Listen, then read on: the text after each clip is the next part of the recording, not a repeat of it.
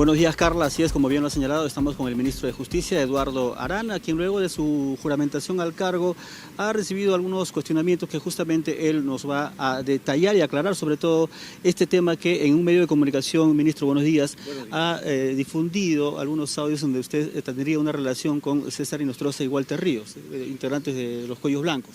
Sí, en efecto, y agradezco la pregunta porque me permite aclarar este tema respecto de la legítima preocupación que tiene la ciudadanía y la prensa sobre este hecho.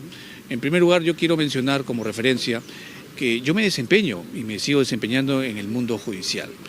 Yo he trabajado varios años en el Consejo Nacional de la Magistratura y en ese orden de ideas he interactuado con jueces y fiscales de todos los niveles.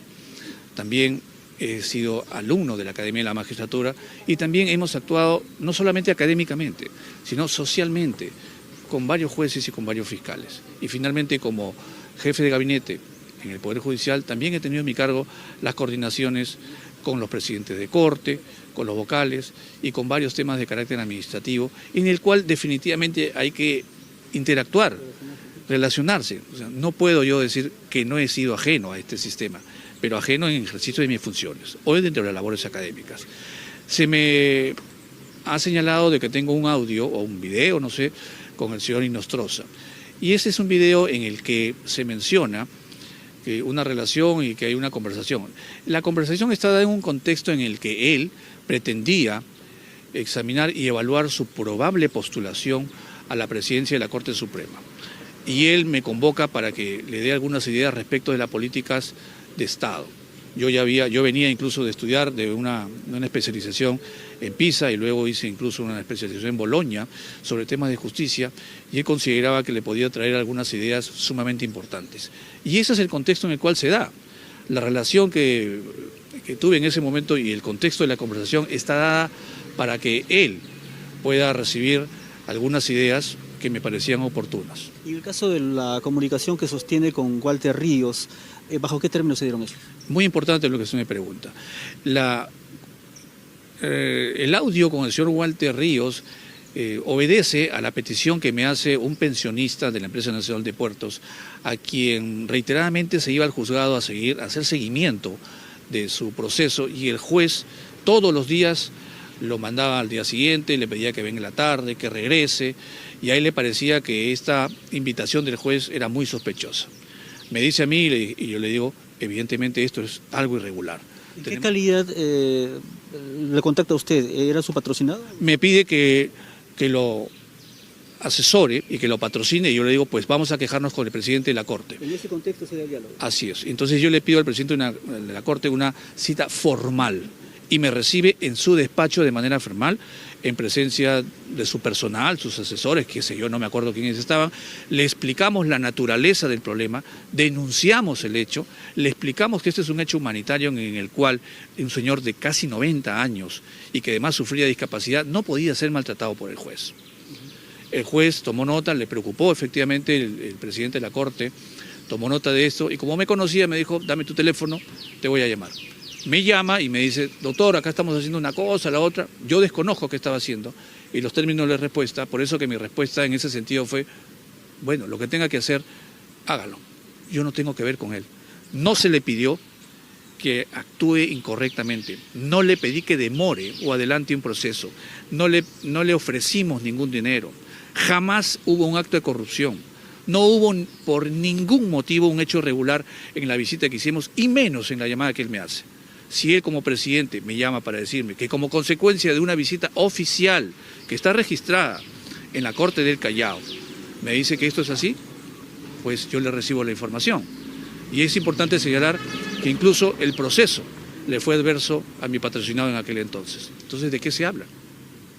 Por otro lado, se ha identificado el supuesto paradero de señor Inostroza en Bruselas. Sí. ¿Hay alguna coordinación con Cancillería o en todo caso su ministerio? Porque se ha dicho que también podría entorpecer estas investigaciones. Muy bien que me preguntes.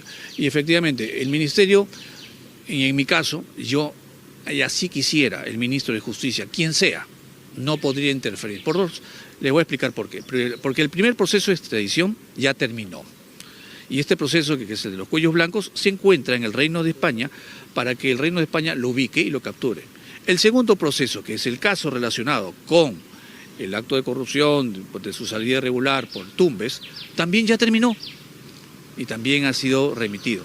Y está a cargo de la Procuraduría, quien tiene plena autonomía e independencia para actuar como corresponda procesal y legalmente. Él no recibe ninguna orden del ministro y jamás el ministro va a actuar en contra de la ley. Si el señor Inostroza está caminando libremente, eso es responsabilidad del Ministerio Público y del Poder Judicial respectivamente. No es responsabilidad de la cartera de Justicia. A propósito del Ministerio Público, retornando al tema anterior, ministro, le ha iniciado una investigación a la Fiscalía de la Nación justamente por estos audios relacionados con Inostroza y Walter Ríos. Sí, me parece saludable que lo haga, pero fíjese usted, y es bueno que la ciudadanía lo sepa, la Fiscalía de aquel entonces, de Cuellos Blancos, según las informaciones que se dieron en los medios periodísticos de hace unos meses, ya había examinado cada uno de estos audios y había discriminado los que tenían contenido penal de aquellos que no lo tenían. Y los que tenían contenido penal, evidentemente, han sido derivados a la Fiscalía, quien ha iniciado correctamente los procesos. A mí no me han llamado ni como testigo, ni como involucrado, ni como procesado, en ningún caso. Quiere decir que entonces la Fiscalía, como yo lo asevero, ha señalado, como yo también lo afirmo, que no hay ningún acto irregular y que estas conversaciones no tienen ningún contenido ni criminal ni penal. Y espero que la Fiscalía, cuando haga esta segunda investigación, también concluya lo mismo. Por otro lado, se ha dado con la ubicación y captura de Alejandro Sánchez Sánchez, el conocido dueño de la casa de Zarratea. ¿Hay alguna coordinación con Cancillería o en todo caso su cartera para la extradición o la expulsión a nuestro país? Porque se habla que podría ser también a México. Sí, el pedido de extradición todavía no existe en la cartera de Justicia y este es un asunto de carácter migratorio que le corresponde al gobierno de los Estados Unidos resolver, quien en ejercicio de su soberanía dispondrá o la expulsión o la remisión de esta persona conforme a las leyes migratorias de los Estados Unidos. Finalmente, desde el Congreso pretenden investigar a la Junta Nacional de Justicia. ¿Cuál es su opinión, su postura? La postura del gobierno ya la señalé ayer y es muy clara, ¿no? Nosotros respetamos las atribuciones del Congreso de la República, pero también consideramos que las instituciones democráticas también deben ser respetadas. Pero que puede ser malentendido, algunos han pretendido decir que estoy en contra de lo que el Congreso, jamás. Lo que yo he querido decir es que al final, incluso cuando el Congreso de la República determine a través del informe de esta comisión algún tipo de decisión, el Ejecutivo será respetuoso de esta. Sin embargo, la preocupación del Ministerio no iba por ese sentido, sino iba en el sentido de que no hay que olvidar que independientemente del Ministro de Justicia o del Ministerio o del Gobierno, el Tribunal Constitucional ya ha emitido sentencias respecto de esto. Y ese es algo en el cual el Congreso debería tomar en cuenta. Esa es toda mi reflexión sobre ese tema. No existe otra.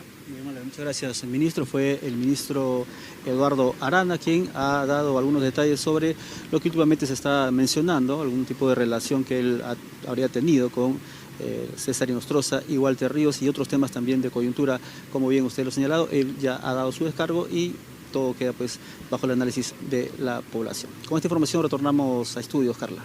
Muchas gracias, Américo. Efectivamente, el ministro lo que ha señalado es que estas conversaciones, tanto las que han salido públicas con el señor César Inostroza y Walter Ríos, ha señalado que estas conversaciones no tienen ningún contenido ni criminal ni penal y espera que el Ministerio Público en esta segunda investigación así también lo determine. Veremos en todo caso.